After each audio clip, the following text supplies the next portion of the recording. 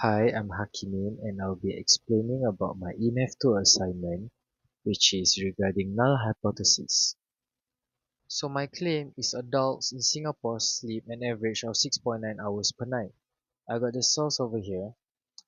And for my null hypothesis is mean is equals to 6.9, and for my alternative hypothesis is mean is lesser than 6.9.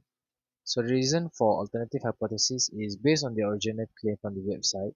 It stated that the average of sleep is 6.9 hours instead of 7 hours. Suggested too that it may be lower than the recommended amount. And as you can see on the left column is all the data that I collected from the source that I have. Over here, for the sample size, I got this from the number of data that I have. For the population mean, is from the null hypothesis, which is 6.9. And sample mean is the average of sample data that I got, which I then uses the column A4 until A33, which is the start of the data till the end. And for sample standard deviation, it means how dispersed the data is with the relation to the sample mean.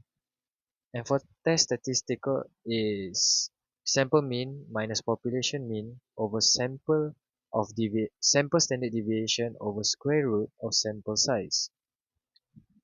And for p-value is the probability how likely you are to get the observed result, which is the null hypothesis.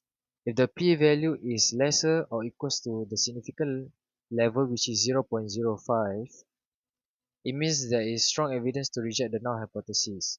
Likewise, if the p-value is greater than significant level, there is weak evidence to reject the null hypothesis. Since my p-value is lesser than 0.05, there is strong evidence to reject the null hypothesis. And for the margin of error, I use the formula of test statistic times standard deviation over sample size, um, standard deviation over square root of sample size. And I chose I chose a t-test because the population standard deviation of average adult sleeping time is unknown. I only have the sample over here. Hence, I can only calculate the sample standard deviation. If I have the if I have the uh, population standard deviation, I would have used the z-test instead of the t-test. And for my 95% confidence interval, there are two bounds, which is the upper and the lower bound. So for the upper bound, I use the formula of D30 plus D36, which is your sample mean minus your margin of error. And for the next one, and for my lower bound, I use my sample mean minus my margin of error to get my lower bound. So 95% confidence interval means that I am 95% confident that the true population mean lies between the upper and lower bound.